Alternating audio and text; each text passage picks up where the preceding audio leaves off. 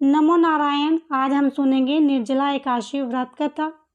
हिंदू धर्म में एकादशी व्रत का बहुत अधिक महत्व बताया जाता है। साल में 24 एकादशियों का व्रत रखा जाता है। हर एकादशी की अपनी एक कथा होती है, लेकिन निर्जला एकादशी का व्रत जेठ मास के शुक्ल पक्ष के एकादशी को रखा जाता है। इस व्रत में अन्न जल वर्जित होता है, इसीलिए इसे निर्जला एकादशी कहते हैं। इस व्रत को रखने से भगवान विष्णु प्रसन्न होते हैं। इस व्रत के बारे में ये मान्यता बताई जाती है कि यदि साल भर में पड़ने वाली 24 एकादशियों का व्रत ना भी कर पाएं, तो इस व्रत के करने से आप उन सभी के पुण्य एक साथ प्राप्त कर सकते हैं। निर्जला एकादशी व्रत कथा।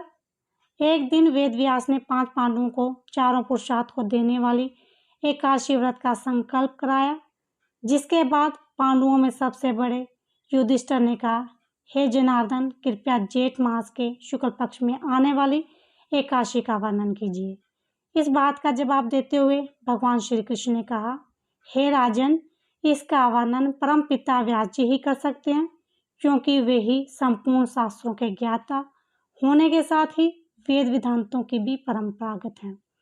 इस बात के उत्तर में वेद जी ने कहा, कृष्ण और शुक्ल पक्ष के एकादशी में अन्न ग्रहण करना वर्जित है। द्वादशी के दिन स्नान आदि करने के बाद पवित्र होकर भगवान विष्णु की पूजा करें। इस दिन ब्राह्मणों को भोजन देने के पश्चात स्वयं भोजन करें। वेद व्यास जी के वचनों को सुनकर भीमसेन ने कहा, हे पितामह, मेरा एक मत सुनिए। माता कुंती, राजन युधिष्ठिर, द्रौपदी, अर्जुन, नकुल और सहदेव ये सभी एकादशी का व्रत रखते हैं और इस दिन अन्न भी ग्रहण नहीं करते तथा मुझसे भी ऐसा ही करने को कहते हैं। परंतु मैं उन सभी से यही कहता हूँ कि मुझसे भूख सहन नहीं होती। तब वेद व्यास जी कहते हैं, यदि तुम स्वर्गलोक की प्राप्ति करना चाहते हो और नरक को दूषित समझते हो, तो तुम्हें शुक्ल और कृष्ण पक्ष के एकादशियों के दिन भोजन का त्याग करना पड़ेगा।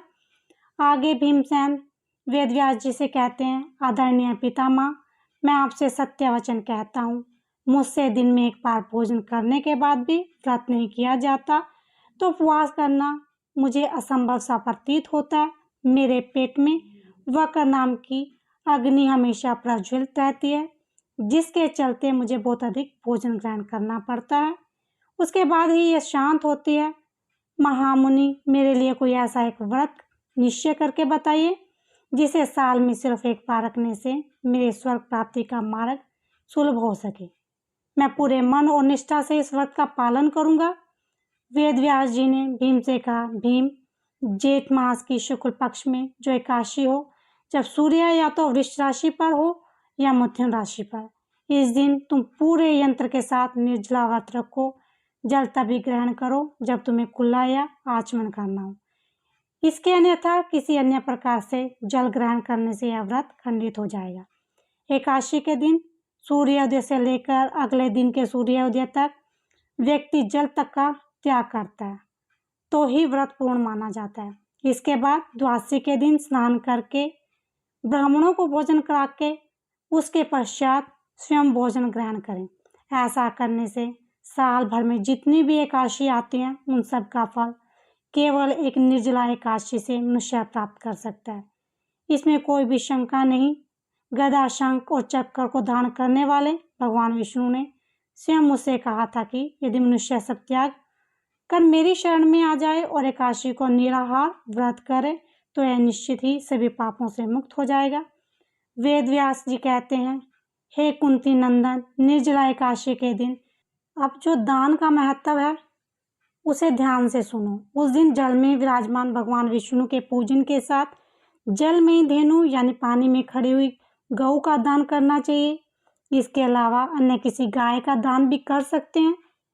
इस दिन ब्राह्मणों को भोजन आदि से संतुष्ट करना चाहिए, क्योंकि उनके संतुष्ट होने पर ही भगवान विष्णु मोक्ष की प्राप्ति का मार्ग खोलते हैं।